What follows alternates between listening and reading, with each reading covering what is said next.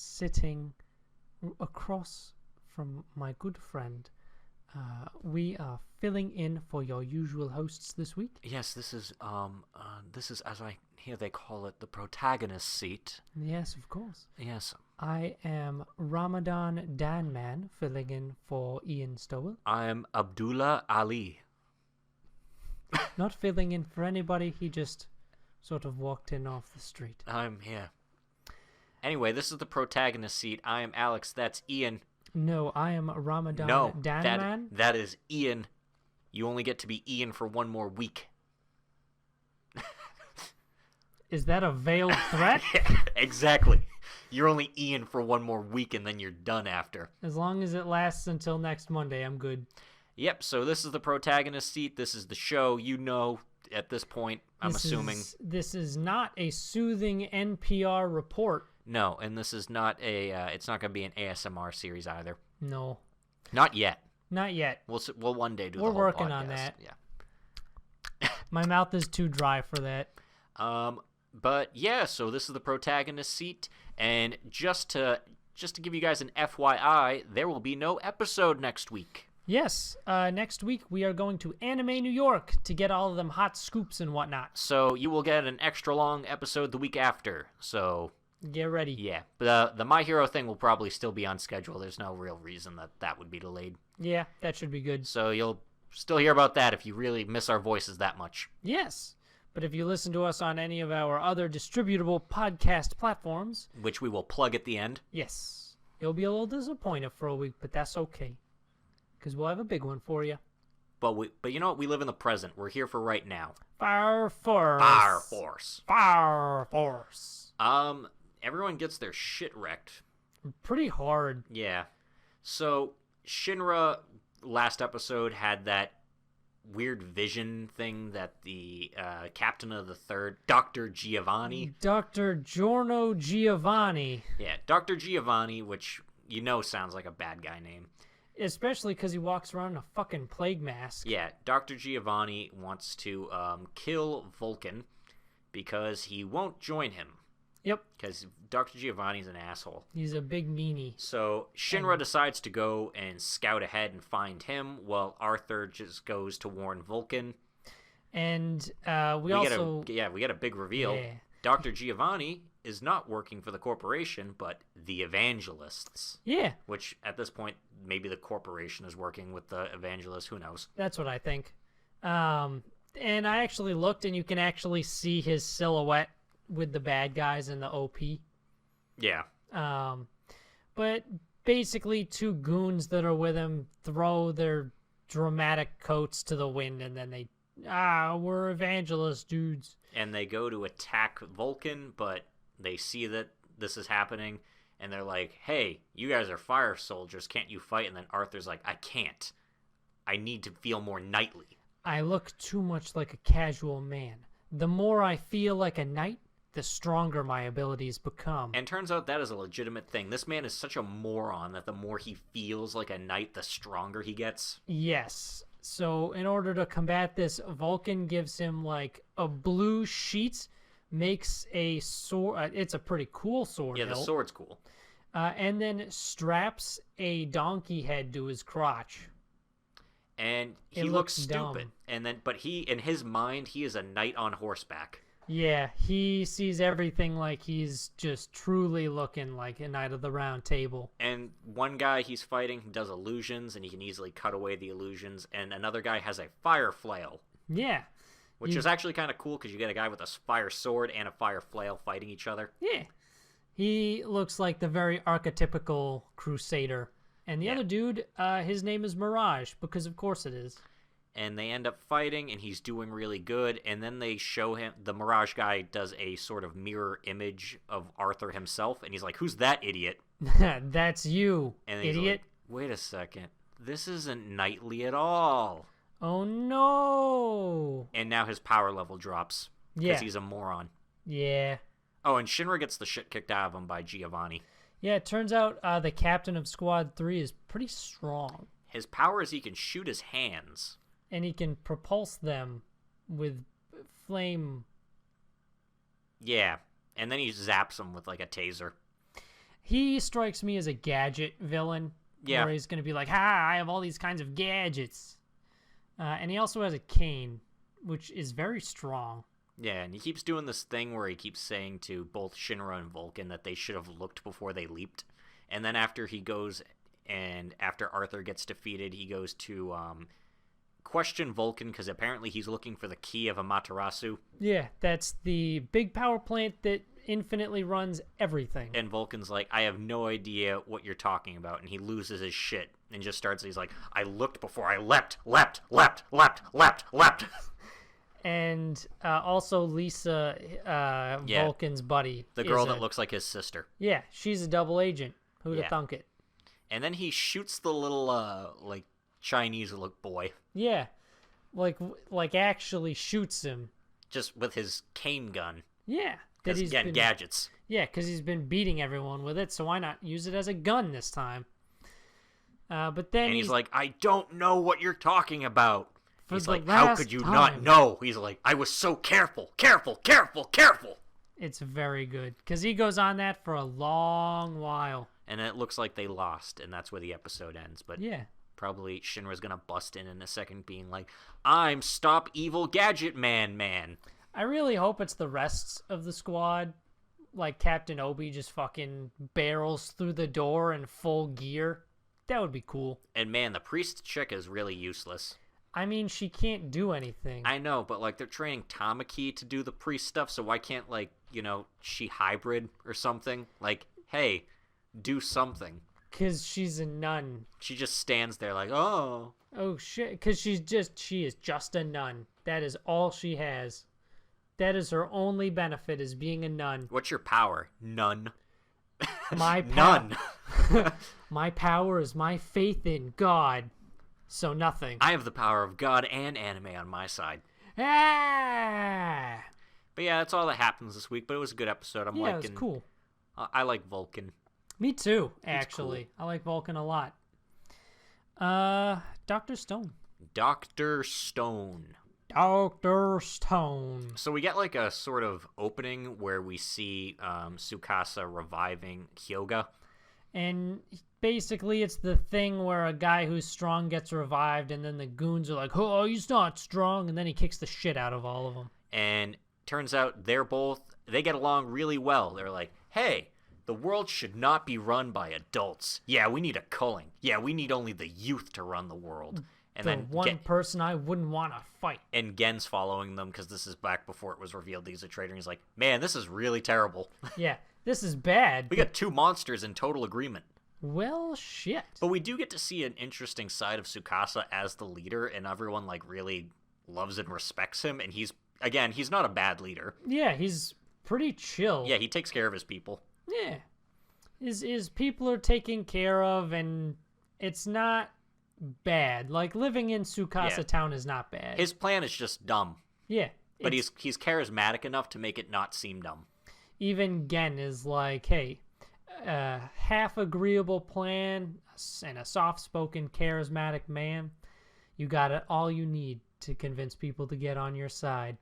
And it looks like, when we cut back to the present, that Hyoga has to surrender and they were defeated, but then he's like, haha, this was all just a diversion.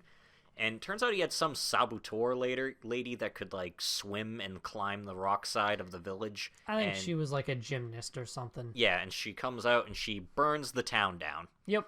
She just starts lighting fires and burns the bridges. She burns those bridges before she crossed them. Yeah. So. And then after, everyone in the village has to kind of hurry to the outside. To the science shed. And Suika decides she wants to help, and she lures them away. Ultimate hero Suika. Like, shit. I want Suika in my party. I do. You know what? Suika's very useful. She's a great utility character. But then they realize there's a strong wind coming down from the mountain, and Senku's like, wait a second. That means... That's where the sulfur gas was. Yeah, and so as they're running and they're all chasing Suika, the wave, they do that same thing with, like, the gas almost as like a goddess, but she's all like, yeah. And it looks like it's about to get her when Senku comes up with a gas mask and, like, sticks it on her, and then Kohaku and her jump up a tree. Yeah. and all the mooks and Hyoga and his teammate, like the saboteur lady, jump up in a tree, and he's like, haha, there's poison gas down here. And they're like, there's no way there's poison gas.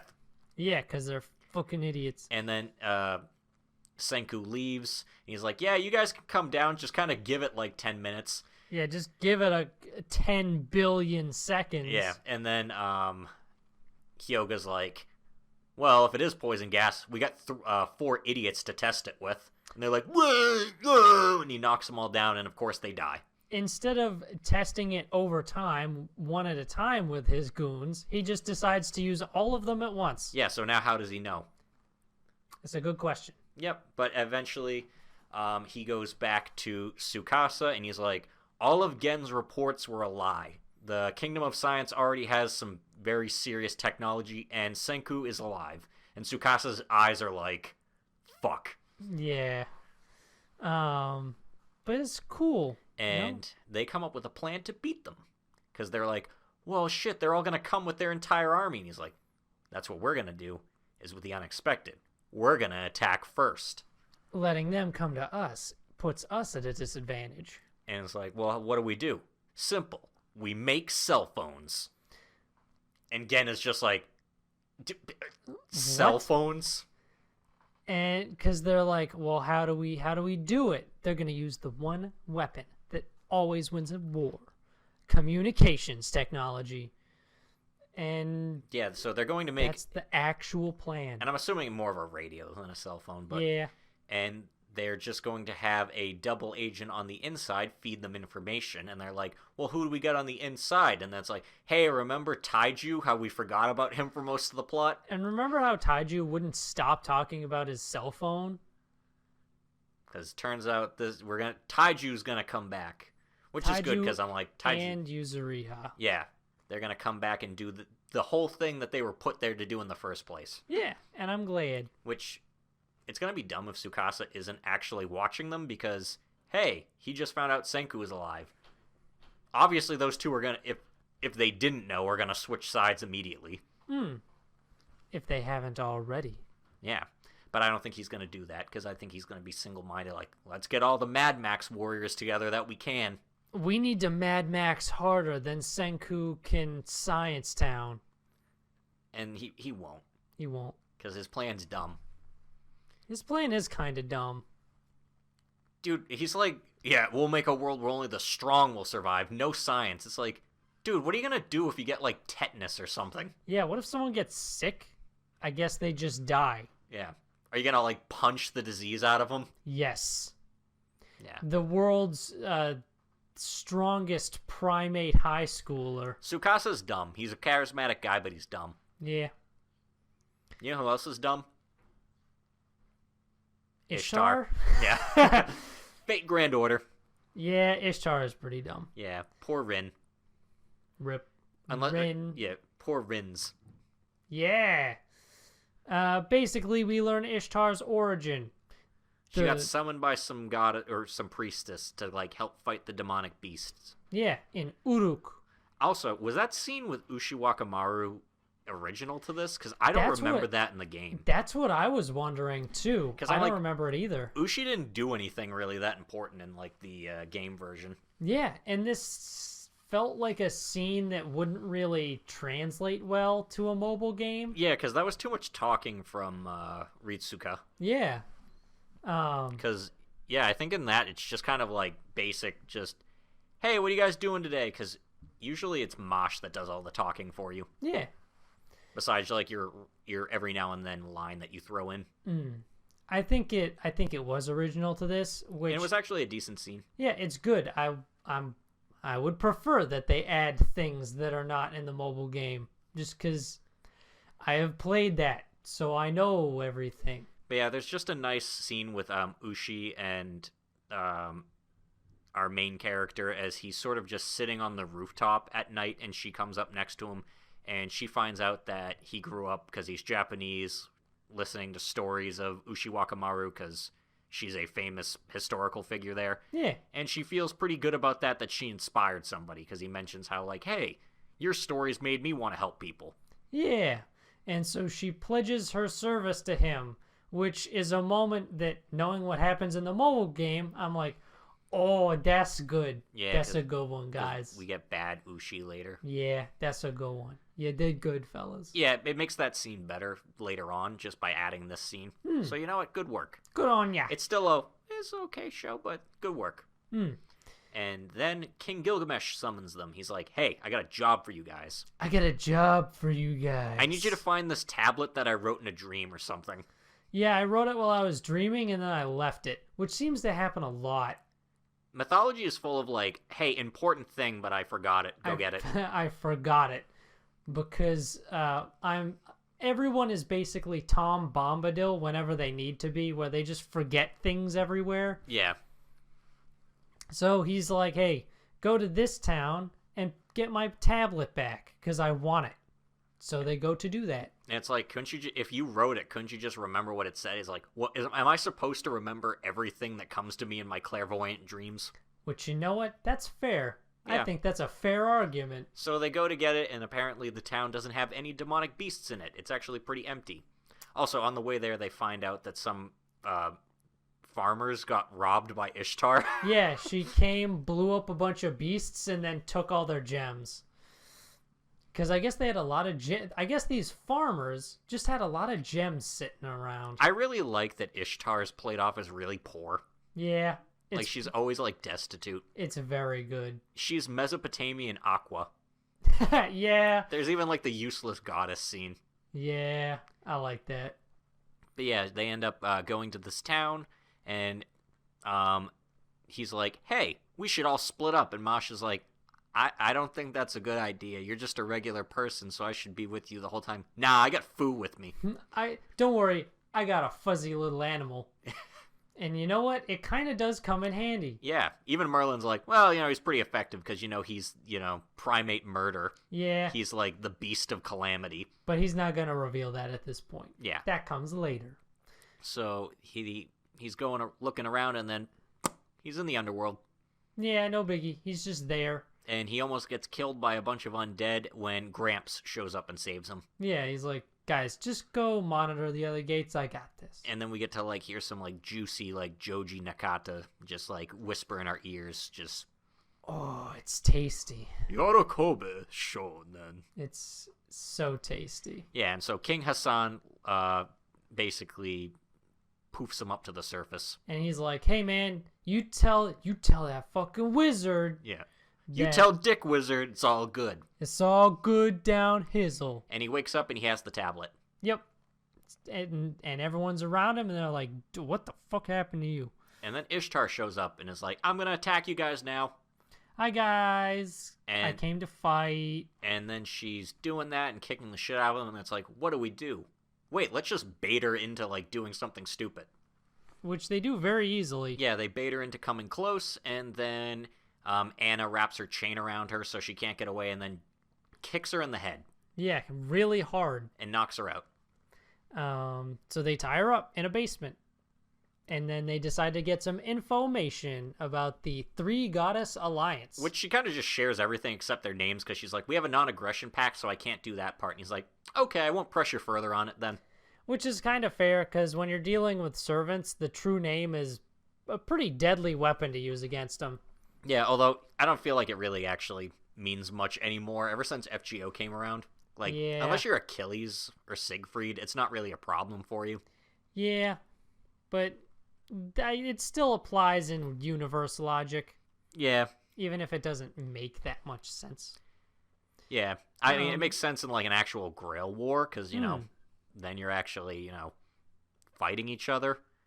And, like, you're in a game of, like, wits almost. Yeah. Where instead it's just like, hey, it's just a battlefield, essentially. It's like, oh, it doesn't matter if like, oh, Karna's over there. Okay, well, that sucks for us. Or maybe it's cool. We might get Karna to work with us. That happens sometimes. But, yeah, so Ishtar gives them the information that they need, and then a bunch of skeletons attack. Ooh, this would be the mission spooky. where you fight a lot of skeletons. Yeah, but they don't have to do that here. Yeah, so instead they all end up running away, and Ritsuka... Yeah, he's the only one that's like, hey, I should untie Ishtar, because everyone else seemed content to just leave her. Although she didn't seem like she's like, I could bust out of these whenever. I could break these cuffs. But then because he helped her, she was like, well, now I feel obligated to help. So she pops up out from the building and just blows away the skeletons. Yep, pretty effortlessly. And they're like, thank you, and they wave and leave. No, only Ritsuka does. Everyone else just fucks off. He's like, thank you, waves, and then she just reveals, oh, she's got blonde hair now in this scene because it's Ereshkigal. Yeah, that's why she was nicer. I mean, both of them are nice. It's just Ishtar's more like tsundere than Ereshkigal. I would say that means that Ereshkigal is just flat out nicer. Yeah. But yeah. I love in the fucking the summer event where everything bad that happened was just Ishtar's fault. Yeah. Like literally everything. And then at the end, just it all goes wrong for her. Ishtar is the cause of her own problems. Yeah, and it's nice. And it was I liked the summer event. The summer event was a lot of fun. All the events are fun. Yeah. Fate has good events. Did you get your Mecha Ellie? Yep. I maxed out everything and I did all the things and I bought all the things. And Ian summoned Gramps the other day. Yeah, on a fucking ticket. Yeah, Ian got Gramps on a ticket. On my first fuck it ticket. I was stunned because I didn't even look at it. I looked away while the summon animation was going on, and I looked down and fucking Gramps was looking right back at me. I only got a 5-star once off a ticket, and I think it was Dantas. I'm pretty sure I've gotten a couple 5 stars on tickets. Like, I'm pretty sure Nero Bride was off a ticket. Nero Bride I got while rolling like 300 Saint Quartz just for one Tamamo. And then I got 8. Then I got 8 later on. So I could have just waited. Yeah, it all just worked out. But we should move on because we could talk about our FGO lineup all day. Yeah. Bobby Bobby Lou. Welcome to Demon High School Aroma-kun. Oh yeah, let's get it started. That's how the OP starts, and it's great. The OP feels like something out of like the early 2000s, and it's great. It really does, and I love it. There's a lot of things to love about this show. In this episode, they get to go to different classes. And holy shit! They go to plant class. Guys, let's go to plant class today. And Aroma doesn't have magic, so he's like, oh, I probably won't be able to do anything. Because basically what they're doing is they're growing a plant with magic, and their own magic dictates how the plant will turn out. For example, big blonde guy, his thing turns into a little flower that actually eats its own pot because of how angry it is. Yeah. Asmodeus's is a bunch of fire. I love Clara's because of course it is. It's LOL so random. It is like just a mishmash hodgepodge, and there's a little black cat on the top of it that juggles, and I like that a lot. It feels very Clara. And Aruma's like, well, I can't do anything, but you know what? I'll try it. Yeah, fuck it. Why not? And then his grandpa calls him because he gave him a cell phone at the beginning of the episode, and he's just like, hey, just to let you know... he gave him a hell phone? Yeah, a hell phone. I chuckled contentedly to myself when I saw that. He answers his cell phone, and his grandpa's like, hey, just to let you know, that ring I gave you, it's full of magical power that I put in it, so it should be good, but... I didn't have a chance to adjust the output, so don't use it yet. And he's, in his mind, he's like, man, I wish I could create something soft and fluffy like a sakura tree. He does. And it's so massive, it essentially is bigger than the tower that it's in. He creates basically a new tower. Yeah, and it becomes the new hangout spot where everyone wants to have lunch on the roof because all the sakura blossoms. Yeah, it's nice. However, that's a tree that only blooms on the surface. Yeah, that's a tree that only blooms in the human world. And apparently, despite the fact that they all talk about wanting to eat humans, no one believes humans exist. Yeah, that's another thing that's set up in this episode. Humans don't exist. And we find out the student council president, which is like the orange cat-eared girl, she actually believes in humans. And we find out why, and I think it's hilarious. I also thought this was hilarious. Turns out she's like a huge hard ass, and she like cracks down on like all the students, and she's like, wait, that tree only blooms in the human world. And they're like, the president can't seriously believe in humans. Of course she doesn't. That would be ridiculous. And then she's like, this is a secret library, and these relics were passed down to my family. They're books from the human world. And I knew... Forbidden texts. I knew the second she grabbed it, I'm like, it's going to be manga or something. As soon as she said forbidden texts, I was like, this is going to be some manga. And she opens shit. it, and it's shoujo manga. Yes! So basically, like, cutesy-ass, like, shoujo thing of, like, a girl running to school bumps into a boy, and she's just looking at it, just blushing, like, I can't read any of the words, but I can tell that this girl likes this boy. Oh, I'm so invested And she in immediately this. becomes the best girl of this show. Yes. It's so good. And it's like... Humans? You is found this how it. charming humans are? You found it. You found the moe. You took this character and you snuck it in there. Yeah. You know what? They got me. I didn't expect it. And then after she's... Aruma's walking down the hall because he spends the time after helping cleaning up after all that mess he made. Because he's just a good boy. And he's walking with the cleaning supplies, and she's also walking down the hall, and they have that, they bump into each other moment that's just like... Fucking knew that was going to happen. This is just like my human manga. This is just like my human manga. And after she's like, wait a second. She also, we get a scene where she's like, I suspect that Aroma is a human, and she lays out all the And she's details. like, what's your name? He's like, Aroma, and she's like, tree from a world that's not ours. He summoned a demon instead of us familiar, and he's trying to seduce me just like a human. And just like a human in my definitely, forbidden texts. Yeah, he is definitely a human. Bam, bam, bam. And I guess she's like a human boo. Yeah, which... I guess out of everyone to figure out that he's a human, she's probably the best one. Yeah, because that only means she's probably going to be super into him. Yeah. And he can actually read those texts. He's going to teach her how to read the forbidden texts. And you know what? I'm excited. It was a solid episode. I really like that twist with this character. Yeah, it's very good. They were like, hey, you see this girl? Do you like her design? Yeah, it's okay. Well, what if she was best girl? What if she was... best girl? What if she was the best girl? Whoa, what? Are you telling me you're trying to give us a contender for best girl? Over girl that Aruma saves in the first episode who just really can't meet up with him again? Yeah, that sucks for her. Yeah. I guess that's more like life, though.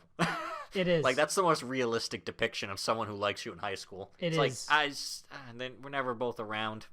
It's too real. Too real, brother. It's too real. You know what's not real, though? I don't know. There's a hefty web of intrigue. Or a Suki. Are you the only one who loves me? Well, now it's like he's built a harem. Are you the only harem who loves me? It's amazing how fast we went to like no one liking him to all of them. Yeah. But it was a good episode still. Basically, we figure out what we knew last week. Yeah. Yeah, of course, Newspaper Girl did it. But what I really liked this episode, Cosmos, because I thought Pansy didn't need to do anything to solve it. It was all Cosmos. I thought that was cool. Another point for the Cosmos camp for second best girl. Cosmos' second best girl of the season. It's a tight fight for second. But yeah, she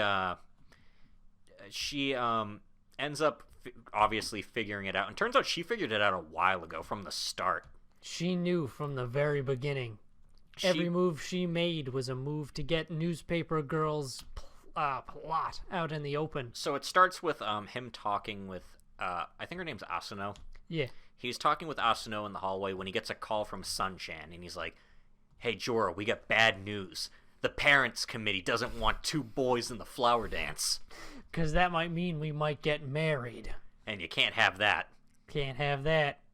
So he ends up, so he's like, well, oh man, we need another girl. And he's like, hey, wait a second, Asano. It totally makes sense if you join us because... You've been practicing with me all week. And she's like, oh, well, I guess. Okay. And then Cosmos shows up and she's like, hey, Joro, Asano, how are you guys doing? It's like, good, I just asked her to join us in the flower dance. And she's like, so we're already at that part of the script, huh? Oh, shit. As soon as she dropped that, you know some stuff's about to go down. And she's like, hey, Asano, can I talk to you in the student council office? Just you? And she's like, I'm not going without Joro. And she's like, are you sure? You sure you want to do that? And that's how you know that she's going to drop some bad shit. And she's like, yeah, I'm not even going if Joro doesn't go. And he's like, yeah, I'll go, sure. Yeah, sure, whatever. It'll just be a good, fun time between us all friends. And then she drops her entire plan in front of the two of them. Yep, just flat out details the entire scheme beginning to end. And she's like, yeah, you purposefully leaked that, and I knew because I went and I checked that you signed out the copy room key, and you swapped the sheets to make it look like you didn't, because I took a copy of the original. And I told you that I was going to go back to the newsprint room so that you would go back and change the sheets on purpose, so that I would have this evidence against you. You got sloppy, kid. You got sloppy. You got sloppy. And she did get sloppy. And then Joro's sitting there and he realizes, oh, this is all her fault. But then she reveals, I guess, that she's been in love with Joro for a long time, and she wanted him all to herself. I guess. And she basically says, like, hey, Joro, let's have it just be you and me. And then he's thinking to himself, and then he decides to go into his, like, asshole persona. But instead, he's using it for a good reason and to kind of reject her, so he stops all of this. He bears his asshole for the good of everyone. Yeah, so he essentially tells her that he's pissed off because of what she did, and she won't ever be by his side again. And then she just like, all right, I understand. And then she goes off and she basically tells Cosmos that she'll fix the paper. I guess I lost. I'm sorry. And then Cosmos is like, you're a real asshole. And he's like, aren't I? And she's like, that's what you want me to say, though. She's like, you got a heart of gold in there. I seen it. You're a little rough around the edges, but you guys soft and squishy inside. And he's like, well, we still need another girl for the flower dance. And she's like, actually, while we were doing this, I had Sun-chan and Himawari, I forget her name. Genki girl. Himawari, take care of that. And guess who fucking shows up? Of course it's going to be, if this is Who Will He Marry One Day, main girl Pansy. Yeah, and not creepy library girl Pansy, but BT Pansy. Yeah, and they have the flower dance, and it's fine. It goes well. He dances with all the girls, and the PTA looks really happy, like, yes. Yes, only straight relationships here. Only polygamy here. But they all talk during their dances, and Himawari is like, do you have a crush on anyone right now? And Jorah's like, no. And she's like, good, me neither. Okay, and then she fucks off, and then Cosmos shows up, and her arc's going to be a waste of time. It is. Because I know she's going to get one. She is. But Cosmos gives him a kiss. Yeah, when the lights go out so no one else sees but her. But now it's pretty much been fully revealed to him that, oh, she's on board with the whole... she's on the Joro train. He's got 3 at least he knows about. Yes. And then he dances with Pansy, and Pansy drops some interesting flower facts about what pansies mean. Yeah. None of which I remember because I'm not that smart. Yeah, and I just didn't pay that much attention. Yeah, I don't really care. Because Cosmos kind of stole the episode. Yeah. This was a Cosmos-heavy episode. This was a solid point for Cosmos this episode. I want to say Cosmos and Pansy are both at 1-1. Yeah, Cosmos, or is it Kosm? Yeah, Cosmos, or is it Kosm? Line the student council president on the inside. Wink. Eyes. But everyone's like, oh man, who's that chick? She's so beautiful. Oh my god, she's just the most beautiful girl. And then she puts on glasses and it's like, where'd she go? Where'd she? What happened? Where'd she go? Oh, where'd she go? But yeah, this is a great show and I love watching it. Yeah. And at the end, everyone meets up after, and they're all like, hey, let's be good friends for a while. And Pansy looks back at Joro, and she's like, yeah, Joro, let's all be good friends. Pansy essentially thanks Joro for kind of getting her friends. You pushed everyone into being friends with me, didn't you? And he's like, got me. You got me. Because Joro is playing the 3 girls angle now. Yeah. The thing with Joro is like, hey, he's a scumbag, but he actually is not. Not deep down. And I feel like with Sunshan, I just feel weird about like the whole thing where it's like he's fine now. I have no issues with him because it's almost like he's a completely different character. Yeah. It's like they just wrote that one part in and like threw that into his character for a second, like a disc. They just inserted it, and then after it's like, all right, we don't need that anymore, and they pulled it out. Yeah. That's not part of him anymore. Yeah. Now he's just like, hey, I'm just the friendly background best buddy. Yeah. It's weird. It is weird. It's like, again, he's fine because he's a completely different character. Hey, Sunshan, remember when you threatened to sexually assault a girl you had a crush on in the library? And remember when you wanted to just destroy my life because of something in middle school? Good times, right? But then after it's like, hey, that was a different guy. We rewrote him. He's a different person now. Oh, and can you figure out where newspaper girl fell in love with Joro? The baseball game. That's right. That one fucking baseball game where apparently he got up at one point to go get a better look at the famed BT girl's bosom. And he got hit by a ball that almost hit her. But she thought he got in the way to protect her. Nope, he just got clocked in the head by accident. And then she fell in love with him. As good. I love how everything connects back to benches and this one fucking baseball game. Yeah. I want to see how we connect back to it. Me too. You know, didn't I say to make my abilities average in the next life? More like, didn't I say to make my backstory less tragic? For at least 2 members. Yeah. Turns out this episode, everyone has tragic backstories, but Mavis. Yeah, I know, and I love it. Yeah, so after we ended with Rena being like, anyone ever killed anyone before? And they're all like, oh. Then they sit down and have a chat about that, because that's not something you drop lightly. So they all sit around a fire, and she tells them her backstory, which is essentially as what we could easily get from the flashbacks, where she was traveling with her dad. He was a traveling peddler, and then they got robbed by bandits, and they didn't have enough, so he's like, we'll just take the girl. Apparently slavery is a really big issue in this world. Yeah. Because he's like, we'll just sell the girl into slavery, and the dad's, of course, like, no. And then they stab him and kill him. Yes. And then she, like, has, like, a really... It's a really dark scene where she has a 1,000-yard stare. Yeah. And then adventurers show up. They kill the bad guys and save her. And then they're like, hey, do you want to come with us? I would just like to mention something that came up in my mind. Rena mentions having a mother, but just not seeing her very often because she spent most of her time traveling with her dad. She just agrees to go with these adventurers, so I'm assuming her mother is just still out there somewhere, like, where the fuck is my family? I thought she didn't really know her mother, because, like... I wasn't sure. I don't think she knew her mother, because that would make sense. Yeah. Yeah, and then she lives with the adventurers for a while, and one of them teach her magic a bit, and that's where she gets her choker from, I think. And one of the mage woman. And everything's going well and stuff, and then bandits again. More bandits. Protecting merchants, and then bandits show up. Yeah. Just anywhere merchants go, bandits. But anyway, the bandits show up, and they're like... It's mostly fine. Also, they were protecting a guild, and the bandits were way in too big of a number that they could beat, so they just agreed, all right, well, obviously they're not going to kill any guild members because it would cause them more problems, so they just agree to take the shit. But then the guild's like, wait, what if you give us half our stuff and we let you take the women? Which... Of course.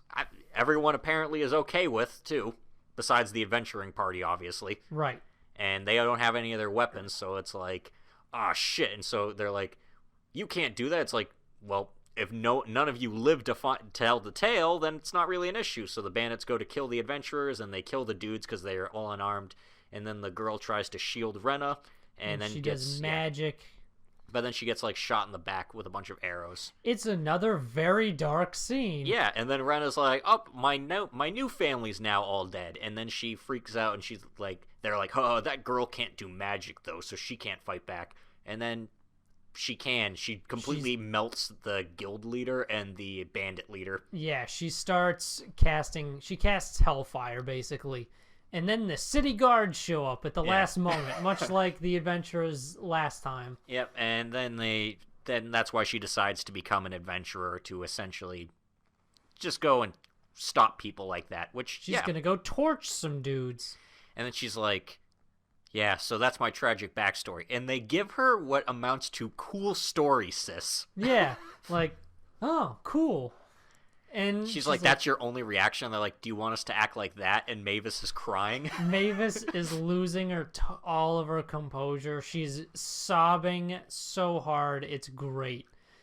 And it was a moment where I was like, this is why Mavis is my favorite.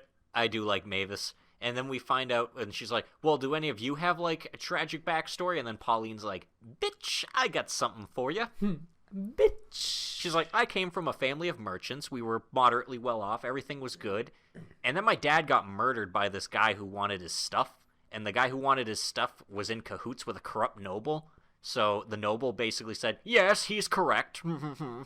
And now my mother is married to that scumbag. And, both me and my mom are planning to do him in at some point. Yeah. Except I decided that I was going to do it, and I was going to become an adventurer first. And they're like, oh, shit. Okay. That's like, scary. What about you, Mavis? And she's like, I was the, I was the sole daughter amongst a dad and 4 brothers, and they all loved me and raised me. They all loved me very much, and it shows like all of her brothers and like her, and she's like the little like basically she's the youngest daughter, the youngest sister, so they're all like, "Ooh, who's my little sister? Who's the best?" And then after she's like, "Dad, I want to become a knight," and they're all her and her brothers like, "Huh." They shake their head no. So I ran away and became a knight. So then I decided I would run away to become a knight. That's amazing. I know, they're all sitting there like, oh, must have been hard for you. And she's like, guys, stop showing this like pity. It's really uncomfortable. Cool, Mavis. She's like, I get it. I don't have as interesting of a backstory. It's very good. And I love how she is also the one who's like the super softy about everything. Yeah. It's great. Because she was basically a little lady before like running away. Little lady. No. Veto. And then they're like, all right. And they all turn towards Mile. Your turn. This is the one we want to know about. And she's like, all right, for simplicity's sake, I'm going to leave out the isekai stuff. So she was born as the daughter of a viscount, which ironically is right in the middle of nobility in terms of ranking. So average amongst nobility. I think that was on purpose. Yeah. Which she would have been fine with if that was it. Without the whole being overpowered shit. It was not. And her life is anything but average, because when she was 8, her mom was killed, and it turns out it was her father that did that, and then she has the stepmom from Cinderella. Yeah. And she's treated super poorly by her stepmom and her stepsister. It's basically Cinderella. Oh, and then she finds out about nanomachines from the god, essentially, who told her, because she gets all of her memories back when she's 10. And so she knows, like, oh, it's nanomachines, son. Nanomachines? And because she knows about the nanomachines, she actually calls upon them, and they show up as, like, the liquid, like, Terminator. Yeah, and she's like, that's... Actually, she makes a Terminator reference, where she's like, no, don't do that for him. It looks like something I'd want to drop into a vat of liquid metal. So then she's like, can you turn into something more cute? And then after like 100 tries, that's what the cat thing we see is. Right. So basically they spend an entire day going through forms until Mile is like, you know what, fuck it. And he's this like, form is fine. I can't feel tired, but if I could, I would be right now. Usually I can't feel tired, but something about this is somewhat exhausting. And then she turns out she finds out she's super good at magic, and she's upset about that. But then her dad, the Viscount, sends her to boarding school. And basically gives her... Yeah, she blunders through boarding school because turns out she's trying to not be amazing, but she can't help it. Yeah, same shit as Hunter School, pretty much. Yeah, so then she's eating by herself because everyone's, like, intimidated by her, and these girls that show up are, like, she thinks they're trying to bully her. And at first they kind of are. Because they think, like, hey, this girl's, like, an upstart. She thinks she's better than everyone else. And then they go to her dorm room, and then they start feeling bad where they're, like, looking around. And it's like, well, She's like, I'll go get some chairs.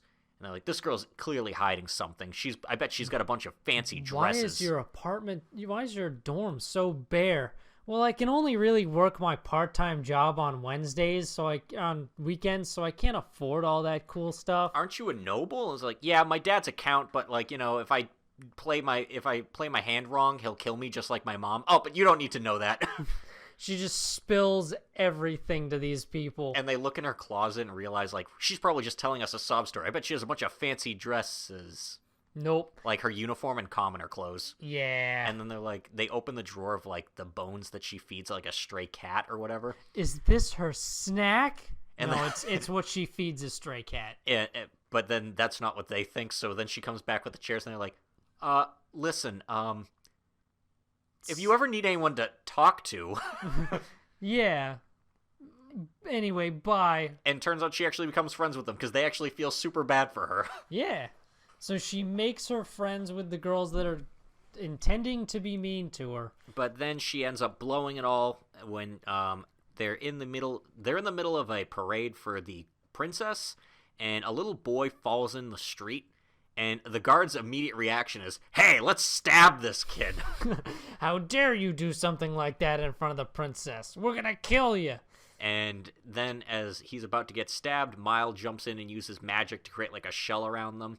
And they're like, "What? What's this? Do you want to get stabbed too?" You're a demon. That's demon magic. And she's like, "Wait a second. I know what I can do." And she basically gives herself angel wings, makes herself fly, and just goes full on like, "I am a goddess and you have angered me. You dare assault my vessel, I will bring about the storm's wrath on you." And then she's even got the princess like kneeling before her like, "Please, he was my servant. Let me apologize." And then everyone else is like, "Please, don't do anything." And she essentially resolves the situation and is just like, "All right, I'm gonna let you off with the warning." Wow, she like says that, goes back into normal form, and is like, "Wow, how convenient that I can't remember anything. Well, okay, bye," and then runs away. But then after, it's of course the whole talk of the town, so she's like, "I gotta leave," and that's why she ran off to become an adventurer in another country. Yep. So she bounced. And that's her story. Yeah. This show's amazing. This show is great. I love it, and it's very good. And I would recommend it. I would too. This is one of my top 3 this season. Yeah. This, for me, would be one of my top isekai. Just because it's very different, and it's a lot of fun. Yeah, we even got serious this episode, and it was still fine. And it was still very fun. Just because we mixed in with the comedy, like Mavis having a not tragic at all backstory. Yeah. It's like Mavis was the D&D character that someone's like, I just wanted to go and do that one day. Mavis is a Devon character. No, Mavis's backstory is worth a Devon character. She has too much personality. She was a noble woman who just decided to be an adventurer. Because they told her no, and she was like, I'm going to go do that anyway. Yeah. Hey, Salaryman, Salaryman, Salaryman, Salaryman, Salaryman. Africa Salaryman. What do our guys get up to this week? I don't know. I can't remember. No, so it is a 2-parter where the first half they're having a business meeting. Oh, yes. And Toucan's late to the meeting, and as he's running, he gets hit by a car and dies. I love how he's running down the street with the toast in his mouth, and he's like, maybe I'll run into some cute... like, he's doing a super girly run, and he's like, maybe I'll run into the man of my dreams. He's doing the shoujo thing. Yeah. And then he gets hit by a car, and then we cut to the meeting, and everyone... Apparently, this office has more people than I thought. But they're all like, how do we lower budget? Well, we got to think about the food for Lethal Hamster, and everyone's wasting time fighting each other. Yeah. And they're like, man, Toucan's really late today. That guy wouldn't die even if you killed him, though. And then it cuts to him in the Yamcha pose. Lizard specifically says that. Yeah. It cuts to him in the Yamcha pose, like after, like, it's blatant reference right there. And his soul goes to heaven where there's a bunch of toucans that are all, like, fighting to resurrect him. Yeah, each one comes and they end up having a meeting about who gets to resurrect him. And he realizes that, hey, meetings are pointless. Meetings are super pointless. And then he resurrects himself Yes. And they're like, curses, he's resurrected himself. And they want the points from resurrecting him so that they can get more gotcha spins. Which I understand. I mean, I totally get it. Yeah, so he wakes up and he's like bleeding, and he's just like, I gotta get to work. And they're like, no, you need to go to the hospital. No, I gotta go to work. And someone watching, like a bystander's like, that right there, that's the corporate wage slave. That's a true corporate slave. And he ends up getting to work, and he's like, meetings? Meetings? You want to talk about cutting the budget? I'll tell you how to cut the budget. Cut the meetings! And he scolds everybody. It solves everything. And he talks about how wasteful the meetings are, and he's just like, all these people make this much money, and he's like, you want to cut, like, spending? Cut these meetings. You want to cut, like, spending? Cut the after-party budget. Cut entertainment budgets. Get people to stop staying in hotels all the time, getting drunk, missing trains. And then after he finally gets hauled off to get taken to the hospital, and they're like, man, maybe Toucan's right. Toucan does have some good ideas sometimes. And President Turtle is like, what if we cut everyone's salaries by 1 million yen, and everyone ignores him? Yeah. And then the second half of the episode, we see a new character who we haven't been introduced yet. I think he's a Lynx. Yeah, he ends up, he's applying. I guess this is when him and Big Cat both got hired at the company. Yeah, it's a flashback. Yeah, it takes place like 20 years ago, and he's like super well prepared and stuff. Where we see Big Cat was actually really disorganized, like, oh, I forgot my pen and my application form. And he's like, that's just negligent. But he lends Big Cat a pen, and he's like, I have plenty. You keep it. And then he's like, oh man, I'm going to be late for my interview. I got to hurry. And then he's like, as long as nothing happens on my way there. And he sees a turtle getting bullied in the road. Stop it. Stop. By a gator, what's the second one? I forget the other one. A gator, something, and a toucan. And a toucan. And yeah, it's the boss of the company getting like bullied, and he's by like, children. He's like, come on, just ignore it, And he's like, I can't ignore it. It's like, don't you kids have anything better to do? And then they're like, what are you talking about, old man? Come on, let's get him. And then they start picking on him. And the kids kick the shit out of him. But then Big Cat shows up and scares the shit out of him because people are afraid of him. And he's like, oh man, now I definitely missed my interview. He's like, why don't you work at my company? It's that building right there. Oh. So he does. And that was how he got hired. Yep. And then Toucan reminisces and he's like, man, it's that 20 years. That brings me back. I remember I used to pick on this turtle back in the day. I wonder how he's doing. Yeah. And it's like, that's your boss now. He's your boss now. Didn't even know. Yeah, it's good. It's a fun show to watch. Yeah. It's got good bits. It's got good characters. It's fairly well written. No Guns Life. No Guns Life. Do you like Hot Pot? I've never really had it. Well, you know who doesn't like Hot Pot? Juzo. The Berugin Corporation. They do not. So,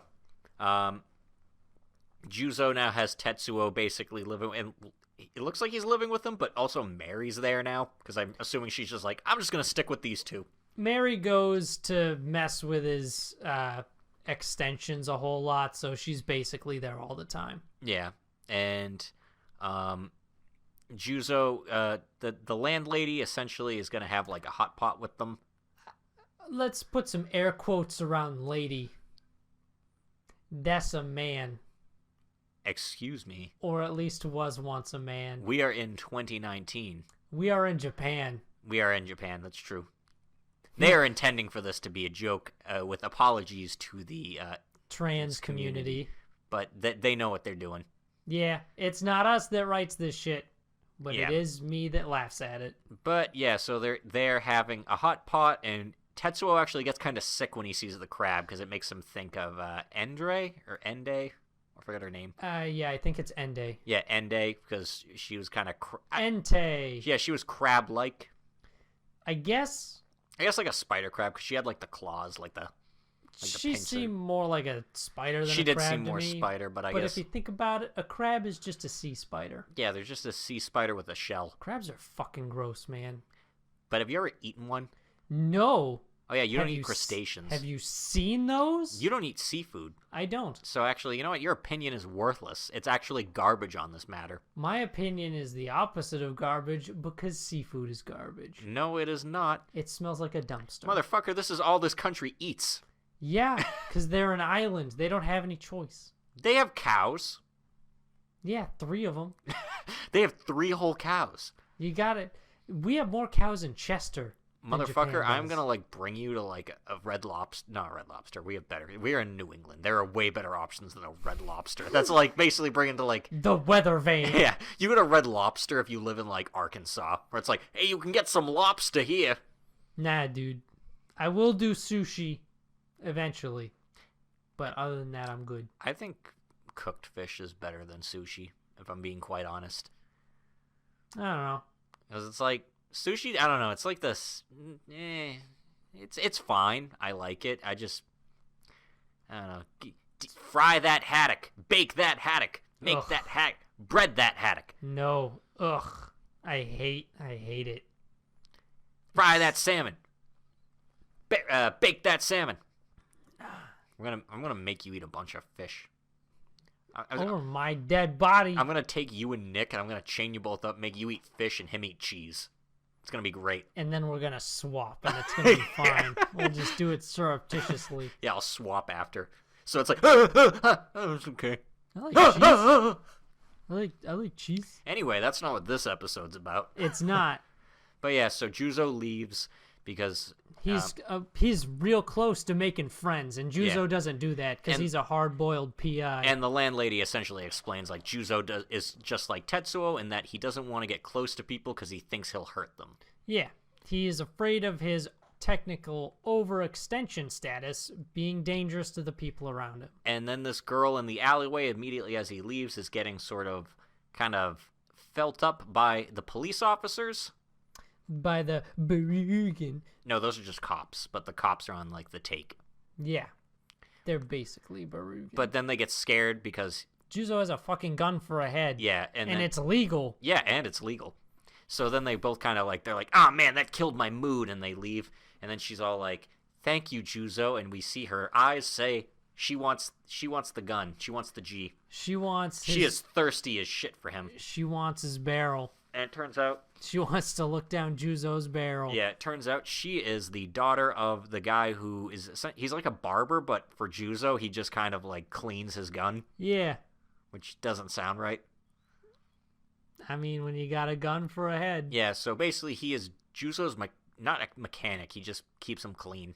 Like he's Yeah, got the little it's- brush that goes in between the revolver chambers. He's just a maintenance guy. Yeah, and his daughter is super into Juzo. Yeah, she is very attractive, and She's very into Juzo she thick. and is moderately incompetent. Yeah, all the women in this episode are thick, besides Mary. Yeah, but Mary doesn't need. She's got a thick brain. Yeah. Mary's got that. Because thick we meet brain another matter. woman after, because while he's getting his procedure done, a bunch of the EMS show up, which apparently are the government agency. Yeah, they're like basically the agency meant to counteract the extendeds. And because you got people with fucking guns for heads walking around, you Yeah. gotta have some agency. And they found Juzo because he shot that because he blast off shot his his gun. gun. and he ended up so she basically goes and they kind of take everybody hostage, and then Mary and Tetsuo show up with the hot pot, but then they get taken hostage, Because wrong place, wrong time. and the woman who runs the place or runs the organization, I think her name is Olivier. It looks like Olivier. It's Olivier. Olivier. It's French. Olivier. I'd figured you, out of all people, would have gotten this one. Well, there's a character in a thing I like, but his name is like Olivier. Oh, But that's it weird. looks like it's spelled like that. But yeah, so Olivier is the It is her last name, I believe. what's her first name? I don't know. I think it's just Olivier then. That's her first A name. mononym? Because why would he call her by her last name? because everyone just goes by first names in this. They don't do the Japanese thing. It's like Mary. That's true. I don't know. I always just believed Olivier was a little bit more of a last name. I think it's a first name because it's like Olivia, but the French version of Olivia. Probably. But yeah, so she ends up taking all of them, and she takes the group with them, but turns out they're like, Tetsuo's like, what if I use harmony to control these guys? And Mary's like, don't do anything stupid because you're going to get Juzo in trouble. Yeah. Just trust him to get us out of this. Exactly, which is a very good moment. And also, it turns out that's what Juzo wanted. He's like, yeah, thanks for taking those people into protection. Turns out the EMS works with extendeds. Yeah, they work with Juzo, which turns out this woman also wants to look down the barrel. Yeah, very much. Yeah, so Olivier is big into Juzo, and she ends up explaining that they need his help because they're tracking down extended that were supposed to be delivered to Barugan. And the issue is, he's like, wait, I thought you and Barugan hate each other. And she's like, we do, but they have all the technology that we need. Yeah, we get all our weapons and stuff from them. So it's kind of important that we stay at least on passable terms. Yeah, so they need to... so they were doing a prisoner trade, but all of them escaped. And they need his help. And they explain at the end of the episode, but like one of the first ever like extended criminals or whatever, it was one of them.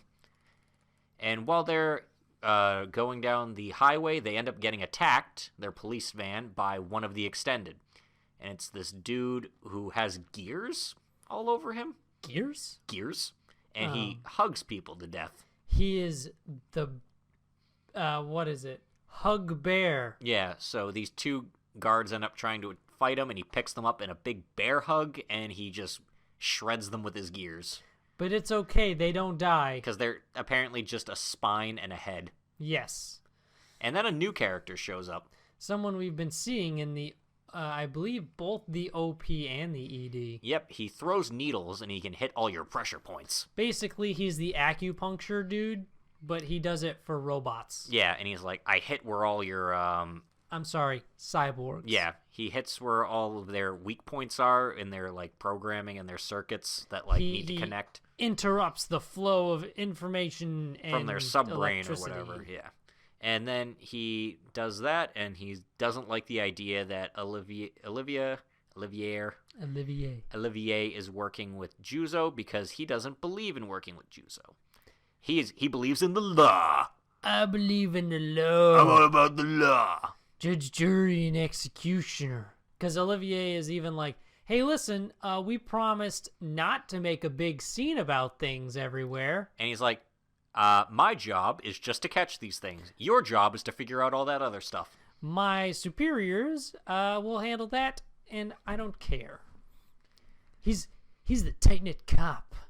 He's the foil to Juzo, but also kind of the buddy. So it looks like Juzo now is going to have to hunt down this very dangerous criminal guy. The most dangerous overextended. And it looks like it's fine because Barugan looks like they're going to leave Tetsuo alone for a little bit. They're not making any moves.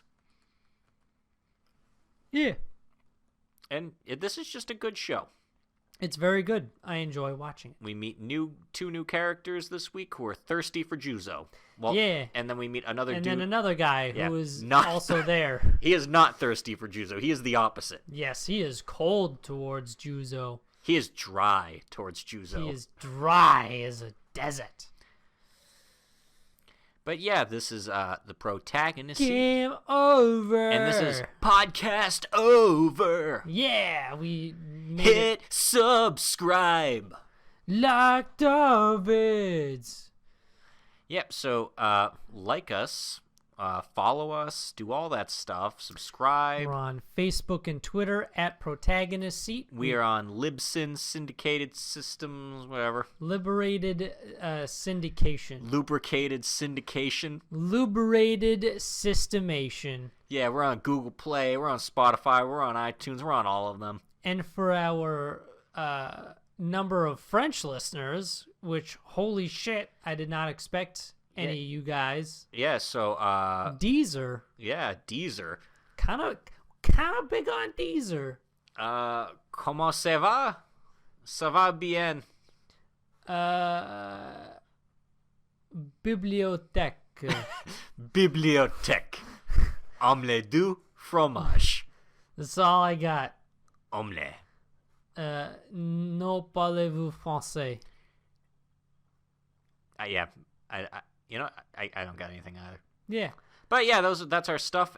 We're doing the My Hero thing still the week that we're away at a convention. Yes, we are going to be at Anime New York. Yes, you won't see us there. Probably not. You won't recognize us. Not if you're French and living in France. You probably won't. Unless you go to New York, you know. I mean, if you're French and you're going to Anime New York and you see us, just try and teach us French. Yeah. Tell us how aggressively teach us French. Yes. Like corner us, be like, you are not getting away until I present to you as the proper ways of speaking the language. I will give you several phrases, and you will love them. Un, deux, trois. That actually reminds me of a funny video I saw of a New York cab driver explaining how a French person taught him how to count in French, and it's pretty good. I'll see if I can find it so I can post it onto the Facebook page. But yeah, we will be at Anime New York, so no episode next week. So. Yep. Sorry. Yeah. But again, subscribe to our YouTube channel because the My Hero thing will only be on YouTube, but that'll be on there. And subscribe to our YouTube channel to get any updates on any of the cool stuff we see at Anime New York. So all the cool new premieres and shit. We're going to try to see some of the premieres, and we're going to let you know our thoughts on those when we get back. Yes. Which means we might have to meet up during the week before we do the podcast. Probably, but that's fine. Yeah. So, this is goodbye for now. I, as always, have been Ian. And I am Alex, and we will see you with a bunch of new information next time. Au revoir. We will see you for a long-ass episode, too, because then we got to do 2 episodes, so. It is fine. So, a biento. Au revoir.